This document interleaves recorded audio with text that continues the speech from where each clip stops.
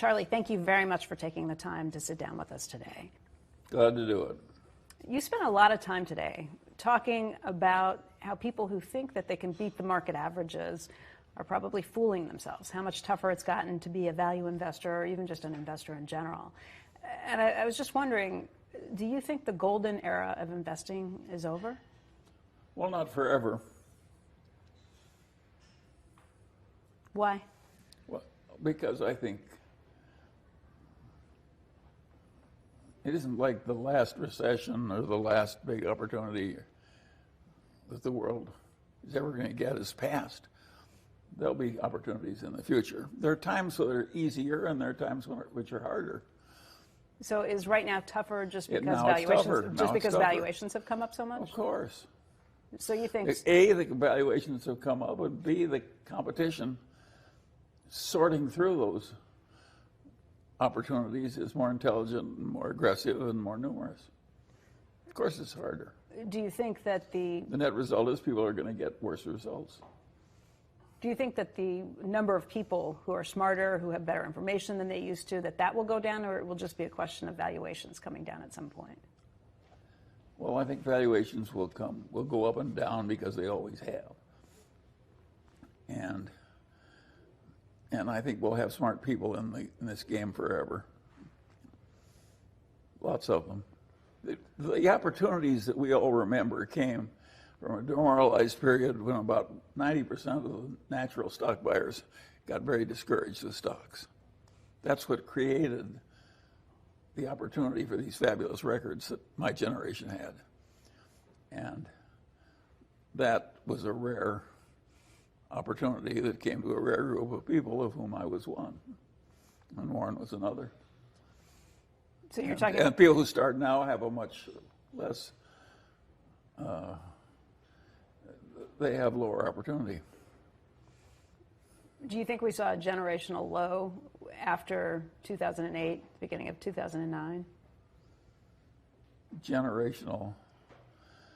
Maybe. Yeah, I don't think the Bank of America is going to be cheaper. Do you think it was then? Yes, it was low. There were huge opportunities then. What about just back around December, Christmas Eve, prices were down 20% and further for a lot of stocks? Well, I don't follow the details and don't remember the exact days that are. I know that when the Daily Journal bought those bank stocks, it was basically the low tick. Right. That was an accident. I deserve no credit for that. Well, you deserve some credit. No, well, but the exact perfect timing was an accident. What about the lack of volatility that we've seen in the markets? That's also kind of, as central banks got into the game and increased liquidity. Well, of course, it's with all this massive central bank interference. I think that was necessary to do. In other words, I admire the politicians who did it and the technocrats, including the Federal Reserve people. And I think it was absolutely required, and that the danger they were avoiding was worse than the troubles they caused. So, but it was very peculiar, and it did have the accidental effect of bailing out the rich in order to help the poor. And nobody was doing that because they loved the rich. They just didn't have any other tool in the kit, and they had to do something. So the inequality that came from that... It wasn't malevolence. Yeah. And it was an accident, and it probably won't happen again. And it's not a permanent conspiracy against the poor. It was an accident that we had the huge recession, caused partly by massive stupidity in finance and venality. And then when we ran out of tools and had to do something really peculiar that we'd never done before, that was a wise thing to do given the amount of trouble we were in. You got to remember that if the trouble had been allowed to run, we might have had a revisitation of the kind of troubles that brought Hitler into power. So we were facing real difficulties. And both parties and our technocrats got together for the last time, I think, and worked us out of it. So it was a very admirable thing in which you can all be proud. I've been proud of nothing in politics since. This leads me down so many but roads. that was a high moment. There are all sorts of political proposals out there right now to try and solve that inequality that was created. Everything from a 70% tax on the highest brackets to a wealth tax to taxing stock buybacks or even preventing them. Do you think any of them work? I don't think they have to destroy some inequality. It's probably going to go away by itself. Why? Well, I think we hit a peak of inequality because the authorities had no alternative but to print a lot of money. And of course, that bailed out asset values. But that was a fluke. And they can't really do more of it. They've played that game once as much as they really can. And so I don't think people who are worried about inequality should worry too much about a lot more of it from a lot more interest rate lowering.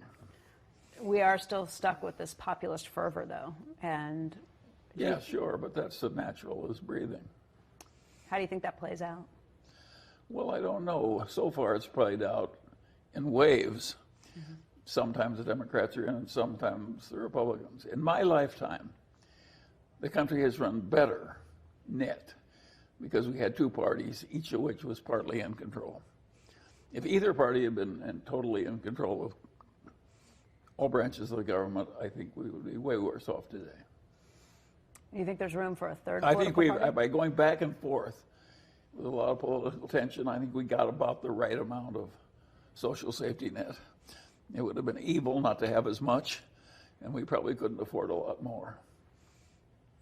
Do you think there's room for a third political party, the way Howard Schultz is kind of stepping in, potentially? Well, we got one in the time of Abraham Lincoln. It took a civil war to create it, but I think it's unlikely that we have. The last time we got a third party movement, it just elected one of the two parties who otherwise would not have been elected. You mean Ross Perot? Or are you going back? Yes, I mean Ross Perot. Yeah. Ross Perot elected the Republicans that year. Right. Are there any politicians you look at and admire? Sure. But generally speaking, it's not a genre that is my favorite. Who are the politicians you do admire? Who do you think has good ideas right now? Well, I'm not ecstatic about anybody. If you ask me who performed pretty well recently, I'd say Mike Bloomberg. You think he has a shot at winning the Democratic? I don't know about that, but I think he was a pretty reasonable, able kind of a guy who's trying to do right. You mean in his term as mayor of New York City? Yeah, right. What do you think, if you have not been thoroughly impressed by the political process since they came together to try and combat the Great Recession, what do you think about our political fortunes going from here? Do you worry, or is it something that you think will be resolved? Well, I would prefer that the two parties hated each other less and that everyone was more rational. I don't like vast political excess and shouted epithets and so forth. I really do. But what can I do about it? I can be cheerful. You touched a little on the national debt, which has just hit $22 trillion. You touched a little on that. Yeah, we're in new territory, but it doesn't mean that it's crystal clear we can't get by what we've done. We just know we're in uncharted territory. You worry about the eventualities of a growing national debt? Well, I don't worry much because I regard it as a cinch that a great nation will in due time be ruined. So it's just a question of time, and where is Rome, where is Britain in its heyday? They all pass, and so our turn is bound to come someday. But I don't like thinking about it too much. It's like my own death. Why should I enjoy thinking about it? But is it coming someday? Sure, of course it is. But you have no guess as to when? No, sooner or later. You've been a huge booster of China's economies and some of the Chinese companies and the entrepreneurs who run them. We've gotten obviously into a little stickier situation with China with the trade talks that are going back and forth, and maybe a different relationship than we've been dealing with for the last 20 or 30 years. What do you think about China right now and its future Well, prospects? I think it's natural to have some tension over. The truth of the matter is that Ricardo, when he invented the law of comparative advantage, did not predict that someday the law of comparative advantage would greatly accelerate the growth of some poor nation which had a particularly able populace, like China. That free trade would enable them to come up rapidly and take a lot of power away from the companies that had been on top and liked being on top. He just didn't think about it. Once we realized it could happen, I don't think it's crazy to think there may be some limit to the amount of destruction we want to occur in our aerospace industry or something. Right. So I don't regard free trade as such a pure thing that we could never, under any circumstances, intervene. And I think that the advantages to the United States and China to getting along are so great on both sides that I anticipate that they will reach some tolerable adjustment. Do you think the president's right to raise the questions about whether free trade is really free trade and open trade and fair to both sides? I don't consider wrong to have some limits on free trade that matter to the United States. I don't want many. I don't want them to be huge, but some limits on the operation of free trade are quite acceptable. Have you changed your perspective on Chinese investments to this point based on this trade talks or based on the new relationship we may have going forward? I basically believe in a lot of trade because I want two countries with a lot of hydrogen bombs to be trading happily with one another instead of posturing the way we are with Russia. Mm-hmm. So I vastly prefer our relations with China to our relations with Russia. And I think China thinks likewise. And I anticipate that we will get along. It will be crazy on both sides if the United States and China don't. If there's any one country both sides should want to keep friendly, it's the other. You know, you bring up nuclear power or nuclear bombs, and I just wonder what worries you the most in the arsenal of things that could go wrong. Is it nuclear bombs? Is it artificial intelligence? Is it? No, it's a nuclear war. A nuclear war would be a real disaster. Global warming is something we could cope with if we had to, but a nuclear war that is really serious. You point to our relationship with Russia. Obviously, we have the situation with North Korea. I'm all for making the Russian relationship better, too. How? Well, that's difficult, but you've got to work at it. I don't think the right way to handle every tough guy that's fighting against you is with unlimited hostility. There are times, I think, when they ought to be killed with kindness, even if they're wrong. Is that emphasis on killed or emphasis on kindness? I think kindness. There are worse things in the world when you're rich and powerful than giving a little for the peace of the world. Your concerns about that, where would you rate it? Because obviously this is something you've thought about for a long time and watched for a long time. Are you less worried or more worried than you were 10 years, 20 years ago, 40 years ago about that situation? I don't think since the day they invented the hydrogen bomb, I've had a moment when I didn't think that mankind's main problem was avoiding a modern war using hydrogen bombs. It's a very serious problem. Charlie, can I ask you about some news of the day today? While you were in your board meeting and then with the shareholders, there was news out that Amazon was actually pulling its headquarters bid for New York City. And I don't know how closely you followed that, but it's certainly an interesting study when you start looking at how much states and municipalities should be doing to woo corporate investments, and when or if there's a time where it's giving too much, or if they're standing up and they've just lost a potential for a huge investment. Well, of course, we've had states doing this kind of thing for a long, long time. And by and large, the states that have done it have been wise to do it. The states that have wooed companies. Yes. It's been smart of them to woo outside companies to come in. And of course, it will go in time to wretched excess. That's our system. No, I don't worry too much about it. And my attitude toward Amazon is it's an utter phenomenon of nature.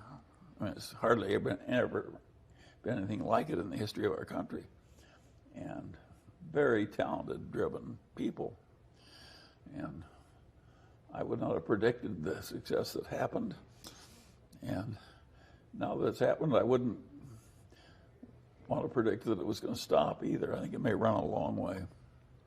Just back to the idea of whether New York created a big problem for itself. I was just thinking about it in terms of the new tax laws that are there.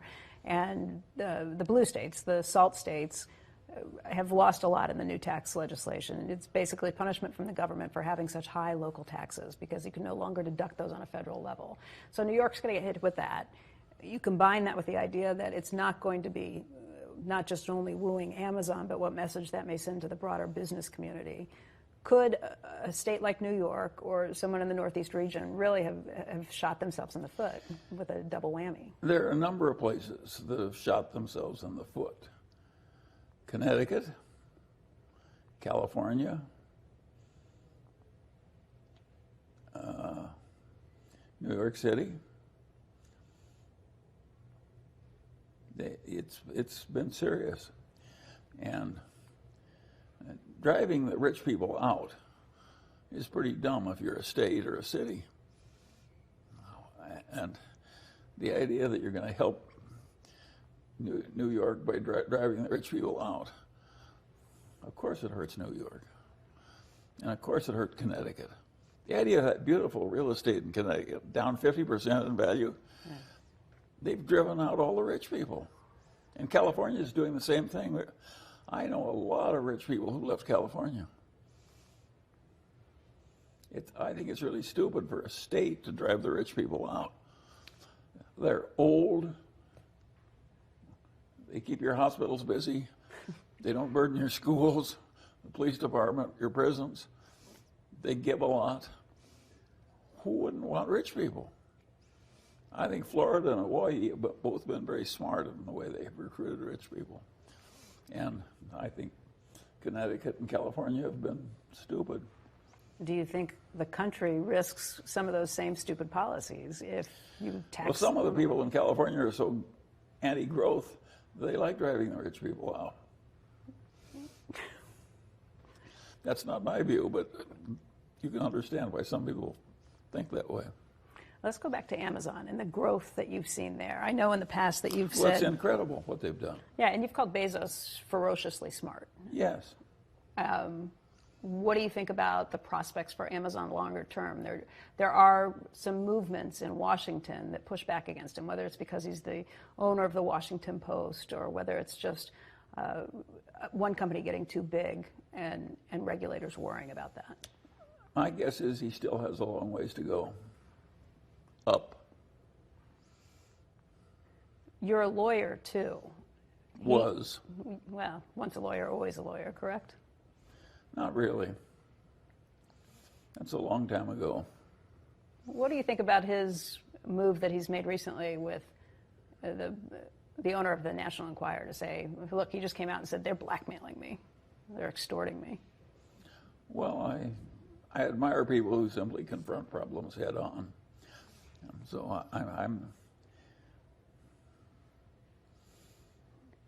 I have no quarrel with his confronting the National Enquirer, but I regard it as a little nothing place that the world would be could well do without. And so, and to the extent they behave badly, and he's objecting vigorously, I'm all for it. Let's talk about bad behavior in business, because I think of you sometimes as the high priest, somebody who looks around and lauds good behavior, but also calls out bad behavior where you see it. What do you think some of the worst behaviors are in business today? Well, I think the behavior of the mortgage and banking industry in the delusional prosperity that preceded the great real estate bust was obscene, practically everywhere. And I think that the people who got into a lot of the trouble richly deserved it. And I think they didn't get enough. If God were just, there would have been more penalties. They were bailed out to some extent because the country had to do it. But it never should have been allowed to run. All that disgusting lying and cheating and delusional assumptions, and it was just, we all would consider it totally illicit and awful to adulterate the baby food to make more money, to an extent where the babies died. And they were doing pretty much the same thing with their basic product. They were adulterating it so badly that it threatened the whole welfare of the republic. This was deeply evil. It's one of the things Elizabeth Warren is really right about. And you don't agree with her on much. That's true, but I agree with her on that. Is that behavior still taking place, or you think it's been put to a Well, halt? it's attenuated, thank God. But is there still some craziness in finance? Of course, there always will be. But it's way better. Anything that rises to your radar screen now that may be under the radar for other people? Well, nobody knows how much of this money printing we can do. And of course, we have politicians who and are in both parties, who like to believe that it doesn't matter how much you do. We can ignore the whole subject and just print money as convenient. Well, that's the way the Roman Empire behaved, and it was ruined. That's the way the Weimar Republic was ruined. There is a point where it's dangerous. And of course, my attitude when something is big and dangerous is to stay a long way away from it. Other people want to come as close as possible without going in. That's too tricky for me. I don't like it. In terms of possibly getting sucked up into it? Yes. If there's a big whirlpool in the river, I stay a long way away from it. There were a bunch of canoeists once that tried to run the Erin Rapids. I think they were from Scandinavia. And the fact that the whirlpools were so big made them very eager to tackle this huge challenge. The death rate was 100%. I regard that as a normal result. Bill and Melinda Gates put out their annual letter this week, too. And in it, they had a list of a number of things that have caught them by surprise. Things they learned that they didn't see coming. One of them, I think, was that toilets haven't really changed in the last 100 years. Another was Well, they have. As a matter of fact, the Japanese made the openings bigger. And what you want to go away goes away better. They have changed. They're way better. I don't think they pay enough attention to their toilets. Same basic They haven't construct, noticed, though. see, they increased the size of the hole without telling them. It does wash away more waste with less water. I will give you that. But it takes away more waste. Takes away more with less. Faster, better. They had a list of things. Some is that data can be sexist. Obviously, whoever's programming stuff puts it in. Another is that DNA tests can actually catch serial killers. Well, that has been a pleasant change. catching serial killers. Yes. Yeah. I would agree. I use this, though, as a way of just getting into things that may have caught you by surprise. Is there anything recently that really caught you off guard or that snuck up on you? I was surprised when central banks started printing money and buying massive amounts of private securities, and they hadn't done that previously in my lifetime, at least not in a big way, and they did it massively. And it seems to have worked considerably. And that surprised me. And by the way, it surprised the whole economics profession. If you read the textbooks on economics, nobody was predicting that this would be the logical response. We're not out of it yet, though. No, of course not. You're never out of it until you're dead. Do you think we can call it a success without seeing quantitative easing wrapped up, the big balance sheets kind of wound down, or you think we've come far enough out of it to say this worked? Well, all human successes are successes so far, and this is a success so far, and we don't know for sure what the ultimate consequences would be. In the old days, when people thought the currency should be backed with gold, and they wanted the inflation rate to be zero and the social safety net to be almost zero, they created a lot of GDP growth and a lot of prosperity, but with horrible recessions. And to some extent, the recessions automatically cured themselves. When we got into the business of big interventions, driven by the example of the Great Depression, what we got is pretty much a century of extreme prosperity with relatively minor recessions. But we're using methods that are so extreme that maybe we can't use a lot more of them. And we don't know the answer to that. If an economist told me he knew the answer to that, I wouldn't believe him. Mm-hmm. Either way, it wouldn't matter which way his opinion was. I just think we don't know. Is that because that question's too hard, or you just don't trust economists in general? Well, the reason the economists are wrong is because it's so hard.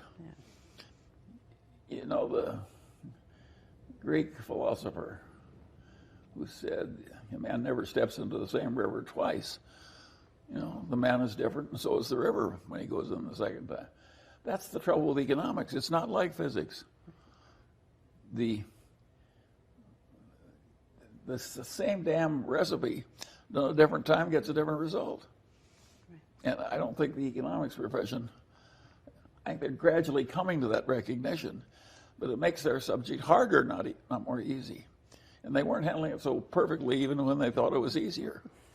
So of course it's hard for them. And Charlie, why would anybody think they know exactly? Take Japan's present position. Yeah.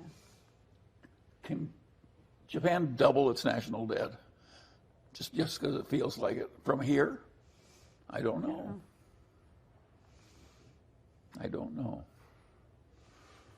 Charlie, so many of the people who come here come because they're looking for advice not on business or investments as much as they're looking for just advice on life. There were a lot of questions today, people trying to figure out what the secret to life is, to a long and happy life. And I just wonder if you were... Now that is easy because it's so simple. What is it? You don't have a lot of envy, you don't have a lot of resentment, you don't overspend your income, you stay cheerful in spite of your troubles. You deal with reliable people and you do what you're supposed to do. And all these simple rules work so well to make your life better. And they're so trite. How old were you when you figured this out? About 7. I could tell that some of my older people were a little bonkers. I've always been able to recognize when other people were a little bonkers.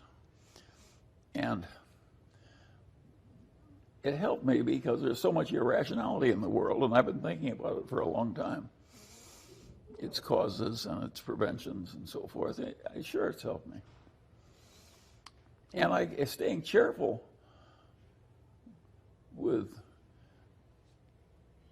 because it's the wise thing to do. Is that so hard? And can you be cheerful when you're absolutely mired in deep hatred and resentment? Of course you can't. So why would you take it on? Is there any advice you would go back and give your 20-year-old self? I have not. Many of my children have worked out well, and I've had very little to do with it. I think they come into the world to a certain extent pre-made, and you just sit there and watch. I don't think they're. It's been simply amazing to me as a parent to note how much is sort of preordained. The shy baby is a shy adult. The booming, obnoxious, domineering baby is the booming, domineering, obnoxious adult. I have never found a way to fix that. I can be cheerful about it, but I can't fix it. I can change my reaction, but I can't change the outcome. Well, Charlie, I want to thank you so much for your time today. It's really been a pleasure being here. Well, I'm glad to be here. You know, I seem to have a whole group of people in India and China that like me. Now, that's pretty much my whole favorable constituency. But it's more than a lot of other people have. And so I'm thankful for what I have.